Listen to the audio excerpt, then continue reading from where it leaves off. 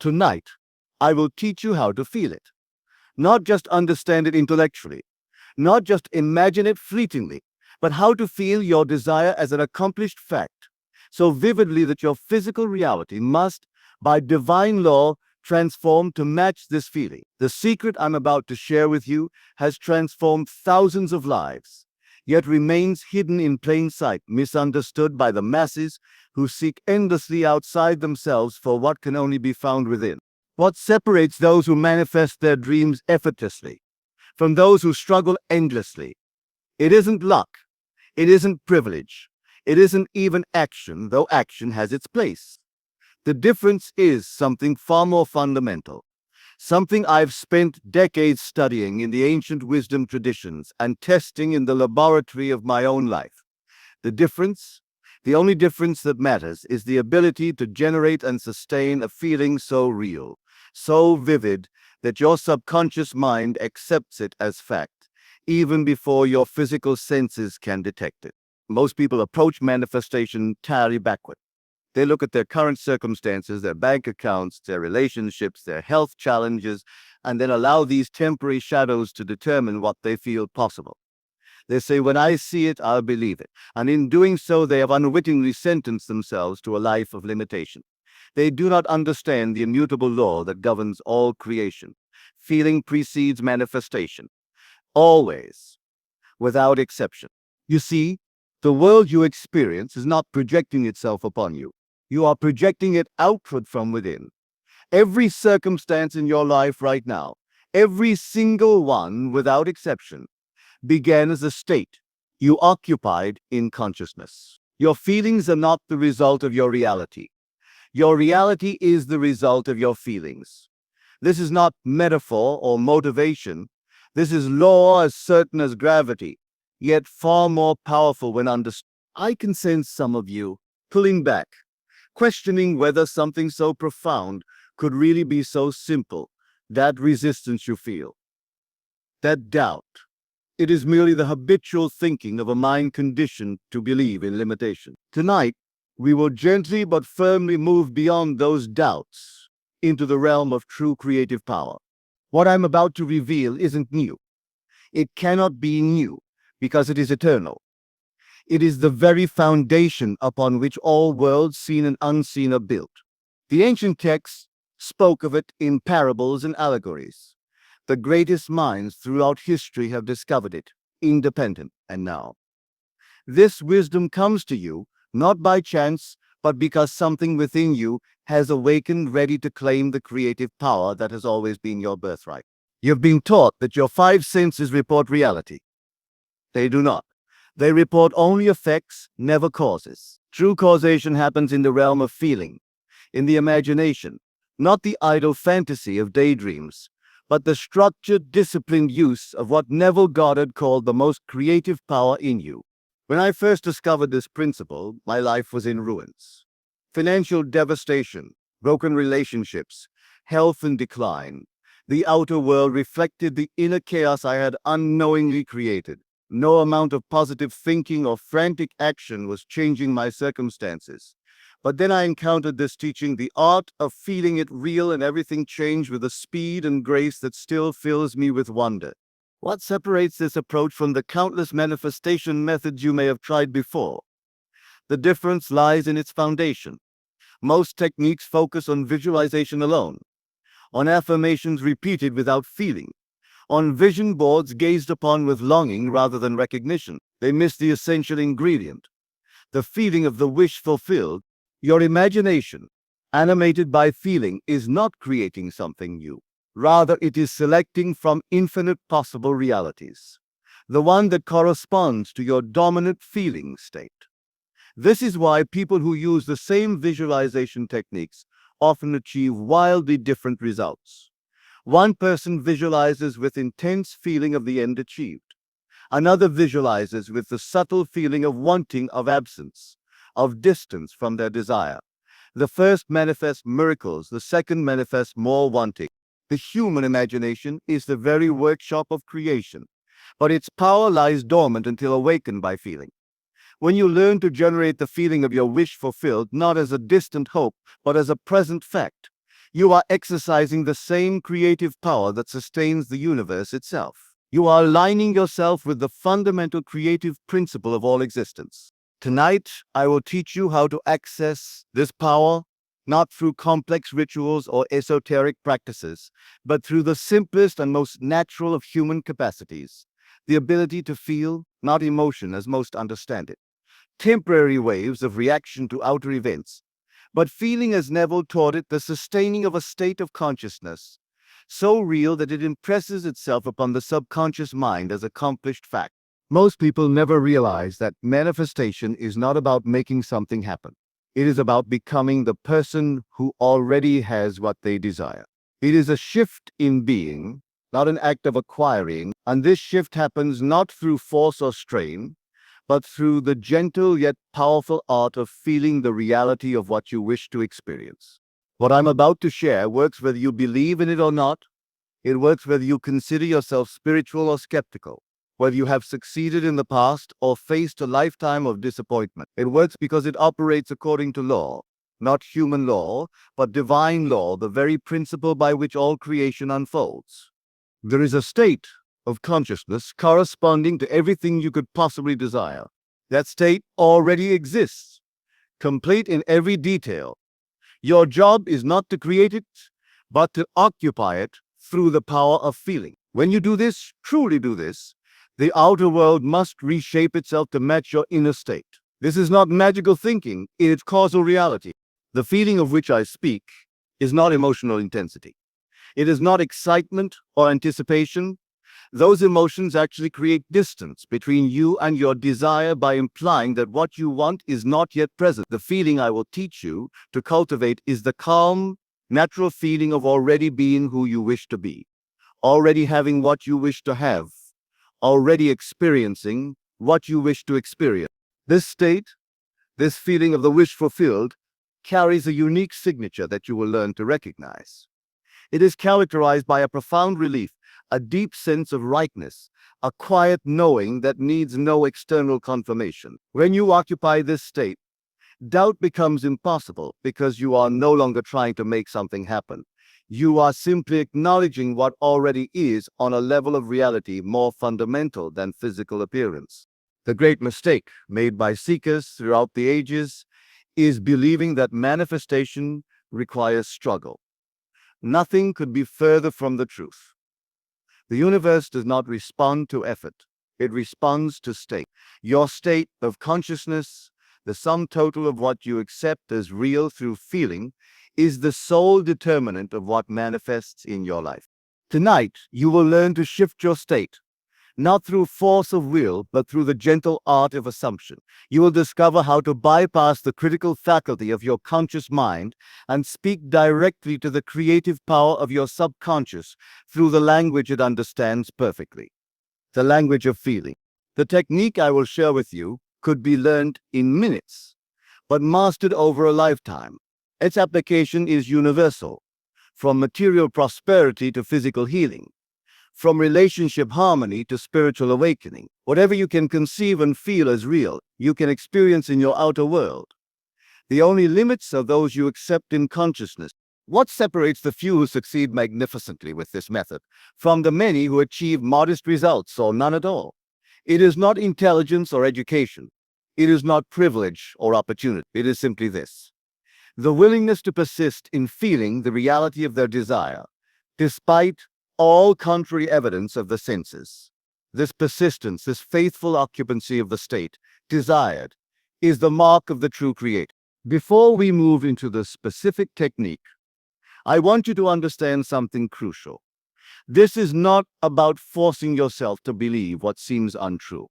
It is about recognizing a level of truth that precedes physical manifestation. When you generate the feeling of the wish fulfilled, you are not lying to yourself. You are aligning yourself with a reality that already exists in potential, awaiting your conscious recognition to unfold in your experience. Let me share a story that illustrates the remarkable power of what I'm teaching you. Several years ago, a woman came to one of my workshops in profound distress. Her husband had abandoned her, and their 3 children, leaving them financially devastated. The family home was weeks away from foreclosure. Job prospects were bleak, and her confidence was shattered. What she didn't know then, what she couldn't see through the veil of her despair, was that she already possessed everything needed to transform her situation completely. She had the most powerful creative force in the universe, her human imagination, guided by feeling. I taught her the exact method I'm about to share with you. At first, she struggled. The gap between her current reality and her desired state seemed insurmountable. But gradually, she began to master the art of feeling her wish fulfilled. Each night before sleep, she would enter a state I call the feeling place, where she experienced with all the sensory richness her imagination could generate the reality of living in abundance, security, and joy. She felt the relief of financial freedom. She felt the comfort of her beautiful home, now secure. She felt the weight lifted from her shoulders. Most importantly, she felt the natural confidence of a woman whose life was filled with evidence of her own creative power. She didn't just visualize these conditions. She generated the feeling of their reality until her entire being accepted them as fact. Within 3 weeks, a series of events unfolded that could only be described as miraculous, though they were actually the natural effect of the cause she had established in consciousness. A distant relative, unaware of her situation, felt inexplicably compelled to reach out. This relative offered financial assistance that resolved the immediate crisis. Shortly thereafter, she received a job offer perfectly aligned with her skills and needs, including schedule flexibility for her children. Within 3 months, her financial situation had completely reversed. Within a year, she had purchased a new home superior to the one she had lost. Today, she lives a life of abundance that exceeds what she had initially dared to imagine. The catalyst for this transformation wasn't lucky circumstances. It was her disciplined application of the law of feeling. Now, let me break down the exact process so you can apply it in your own life with similar results. The first step is clarity. You must know precisely what you want to experience. Vague desires produce vague results. Define your desire in sensory terms. If it's financial freedom you seek, what does that look like? How does it feel? What do you do differently in your daily life? If it's a relationship, what qualities characterize it? How do you feel in this person's presence? Clarity of desire creates clarity of result. But here's where most manifestation teachings go astray. They emphasize the what without adequately addressing the how.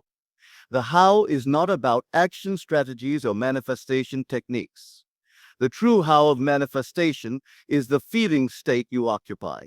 The second step, therefore, is to identify the feeling that would be yours if your desire were already fulfilled.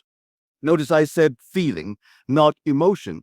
An emotion is a temporary experience. A feeling, as we're using the term here, is a sustained state of being. If you achieved your desire, what would the natural feeling be? It might be freedom, security, confidence, love, peace, or any combination of states. This feeling, not the external trappings of your desire, is what you must generate and sustain. The third step is what Neville called the Sabbath, entering a state of total rest regarding your desire. You stop working toward it, because in consciousness you already have it. You cease all anxious effort. You drop all sense of striving. This mental Sabbath is essential because striving creates the subconscious impression that what you want is absent, distant, requiring effort to attain. The Sabbath state communicates to your subconscious mind that the work is complete. Now let me address a common misconception. Many believe that manifestation requires constant, unbroken focus on the desired outcome. This is not only incorrect, but counterproductive. What matters is not duration, but depth. A single 5-minute session of genuinely feeling your desire as fulfilled will accomplish more than hours of half-hearted visualization or affirmation. The technique itself is elegantly simple, though its mastery may require practice. Each night, as you prepare for sleep, or each morning before you rise, enter a state of relaxed awareness. Close your eyes, take several deep breaths. Feel your body becoming heavy, comfortable, at ease. This physical relaxation facilitates access to the subconscious mind, which is the true creative power. Once deeply relaxed, construct a scene in your imagination that implies your desire is already fulfilled.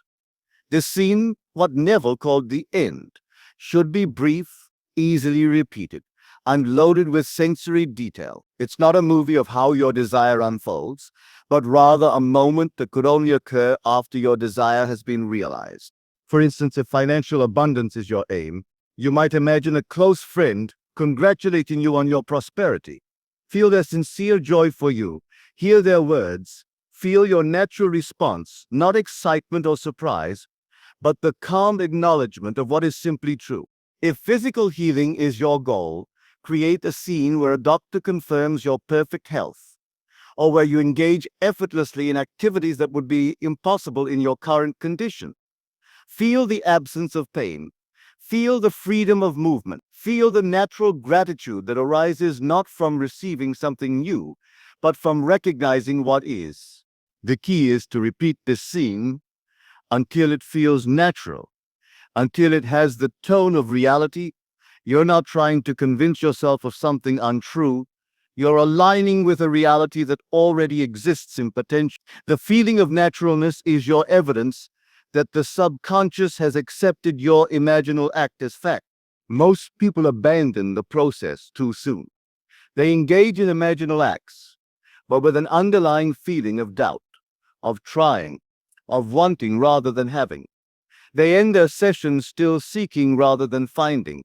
This is why persistence is essential, not forcing, not straining, but gently returning to your scene until it feels as natural as any memory of an actual event.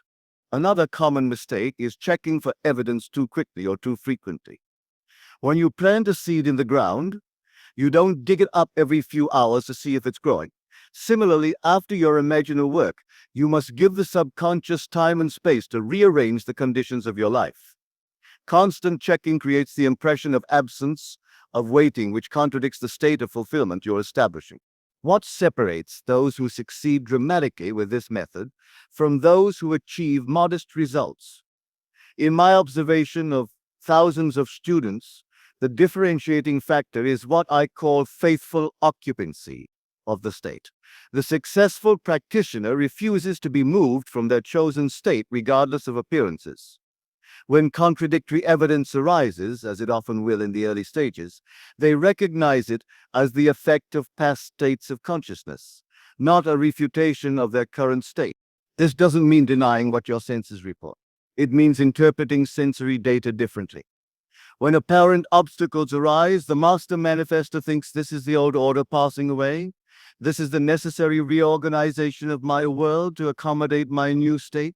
They remain faithful, not to what is seen, but to what is felt in the imagination, the deeper reality that precedes physical manifestation. Now, let me address some common difficulties you might encounter. First, many find it challenging to generate sensory vividness in their imaginal scenes. If this is your experience, begin with your dominant sense. If you're more auditory, focus first on the sounds of your scene. Perhaps a conversation confirming your fulfilled desire. If you're more kinesthetic, emphasize the physical feelings. The other sensory components will strengthen with practice. Second, intrusive thoughts and doubts may arise during your practice.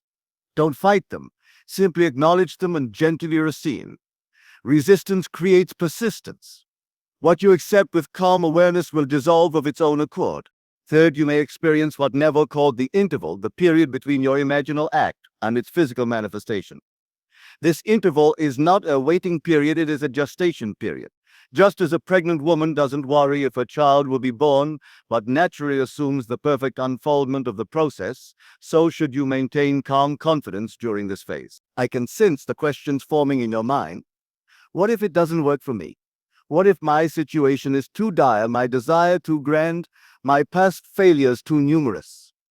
These doubts are natural, but they arise from a fundamental misunderstanding of the law we're discussing. This law does not recognize exceptions. It does not evaluate worthiness. It does not measure the gap between your current circumstances and your desired state. It responds solely to the feeling state you occupy. Your circumstances, no matter how challenging, are only the shadow of past states you've occupied in consciousness. They have no power to determine your future experience unless you grant them that power by continuing to feel in accordance with them.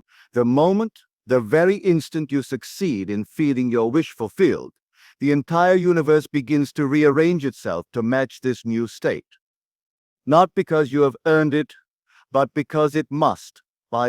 Tonight, before you sleep, I invite you to perform a ritual of assumption. Take your most treasured desire, the one that seems most distant, most impossible by conventional standards, and create a simple scene, implying its fulfillment. Perhaps it's hearing specific words from a specific person. Perhaps it's seeing a particular figure in your bank account. Perhaps it's feeling the perfect health and vitality that seems so elusive now. Enter your imaginal scene with full sensory and emotional detail. But here's the crucial element. Do not end your session until you've captured the feeling of naturalness. Stay with your scene, repeating it gently until it no longer feels like imagination, but like remembering, until it carries the tone of something simply true, requiring no effort to believe. The effectiveness of your imaginal act can be measured precisely by the feeling it generates. If you emerge from your session still wanting, still striving, still separate from your desire, then revision is needed. Return to your scene until you capture that distinctive feeling of "it is done." This feeling is your only true evidence, and it is the only evidence you need. Consider for a moment what would happen if you discovered, with absolute certainty, that you already possessed everything you've been seeking. How would your shoulders relax? How would your breath deepen? How would your thoughts quiet? That physical emotional signature, that distinctive feeling, is precisely what you're aiming to generate through your imaginal work. Some of you may be thinking, but if I feel as though I already have it, won't that kill my motivation to take necessary action?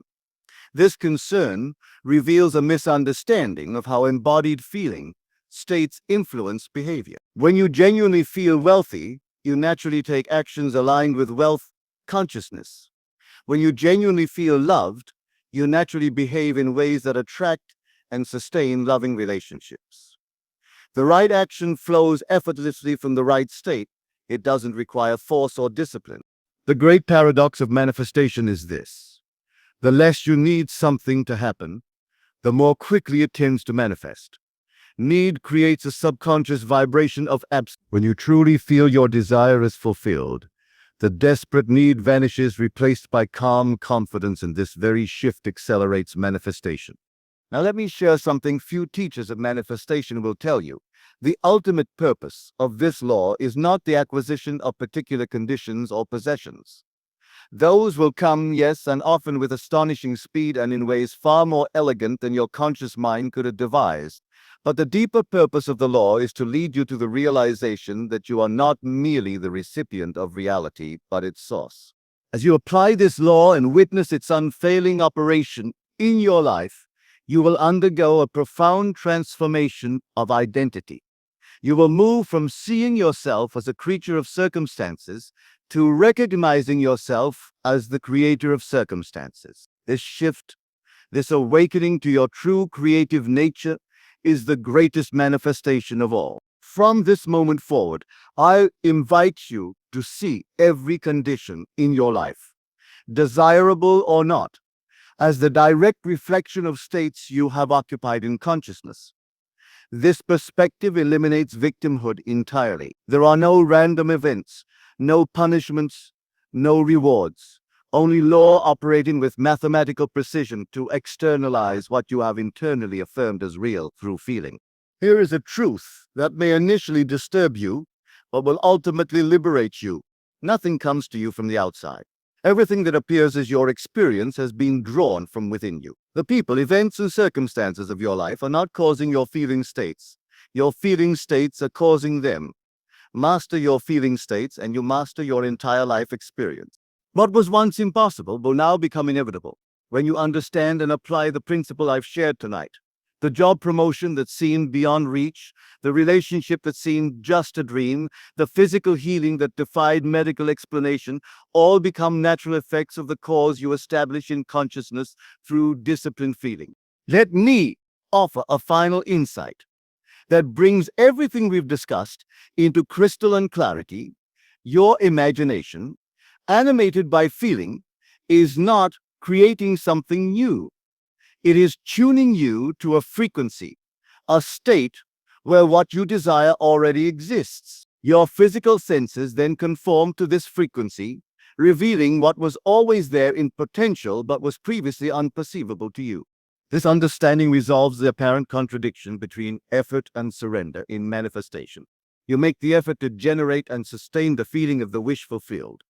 Then you surrender, knowing that the manifestation itself requires no effort, because it is simply the natural revelation of what you have aligned with in consciousness.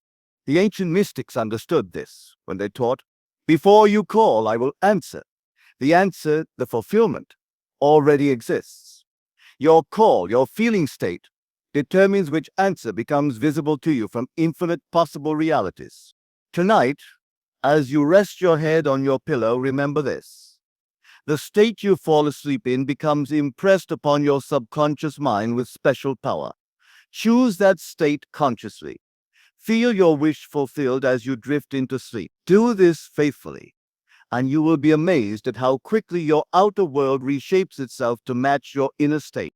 The gap between where you stand now and the life you envision is not a matter of time or space. It is a matter of feeling, of state. Change your state, and you change your world. Not gradually, not eventually, but by law with mathematical precision. I've given you the key that unlocks every door. I have shared with you the secret that dissolves every limitation. Now the choice is yours. Will you continue to be shaped by the shadows of yesterday's consciousness? Or will you become the conscious shaper of tomorrow's reality through the art of feeling your wish fulfilled? Remember this, above all, imagination is not a gift given to some and denied to others.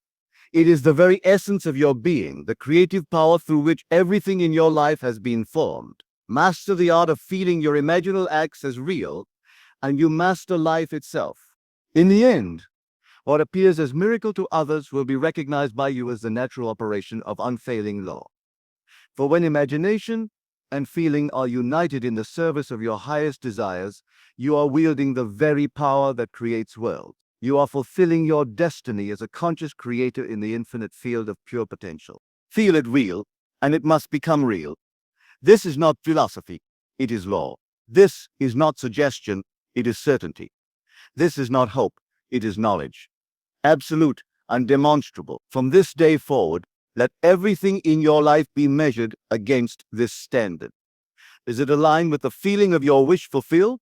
If not, it is merely passing shadow, powerless to determine your future unless you breathe life into it through continued feeling. You do not manifest what you want. You manifest what you feel is real. Feel the reality of your fulfilled desire, and nothing on earth can prevent its expression in your visible world. The feeling is the secret.